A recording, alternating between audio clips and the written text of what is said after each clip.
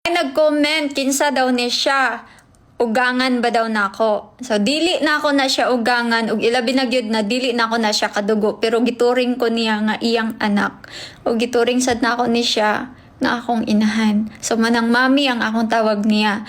I-share na ako sa inyo ha, inahan ni siya sa akong best friend sa Malaysia. Sila raman ang nag-atiman ako sa panahon nga nagkasakit-sakit ko didto, sa panahon nga lisod kay ko nga wala ko'y makaon. Pakahilak ko, oy, makainomdom ko sa akong kalisod sa una. Lisod kay ko sa Malaysia sa una mga kananay, as in. No?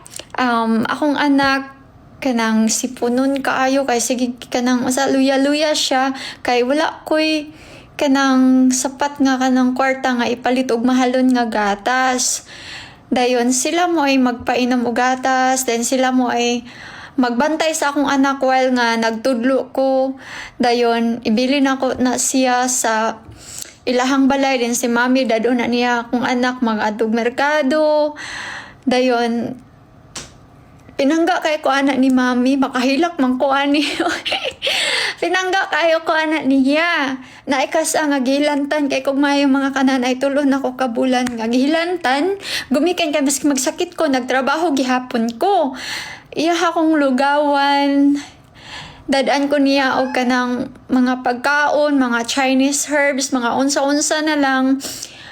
Diha na ko na kuan na feel nga kana bitang tao nga dili nimo kadugo nya panggaon ka nga wala gigip pangayo nga kapalit. Kana bitang dili gid sila mo bungat og kwarta sa imo ha. Lisod ba kay ko mga kananay.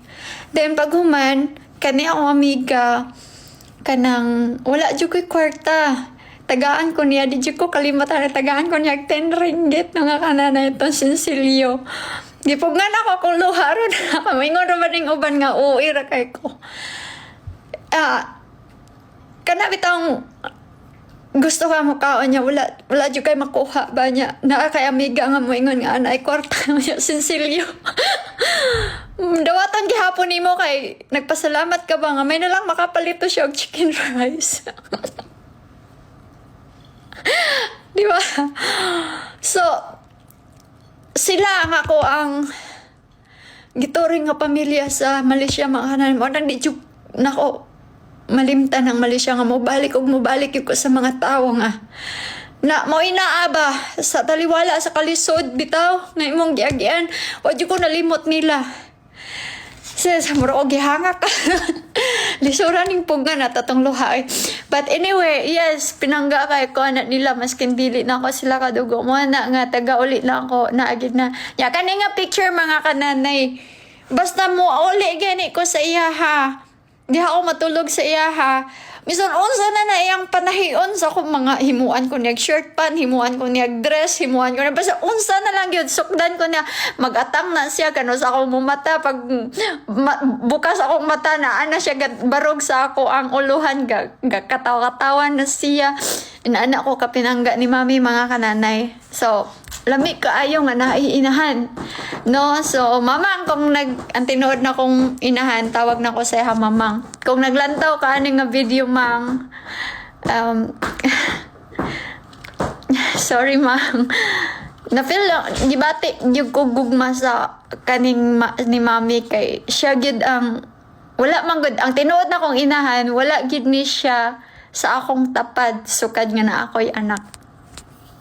Dili na ako makumpara ba. Pero, yes, love po na ako kung tinuod nga inahan. Pero kulang gid mig banding.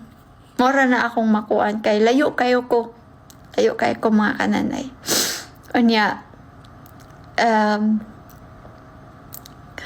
dili lang bitaw basihan ang dugo, no kadugo nimo koan.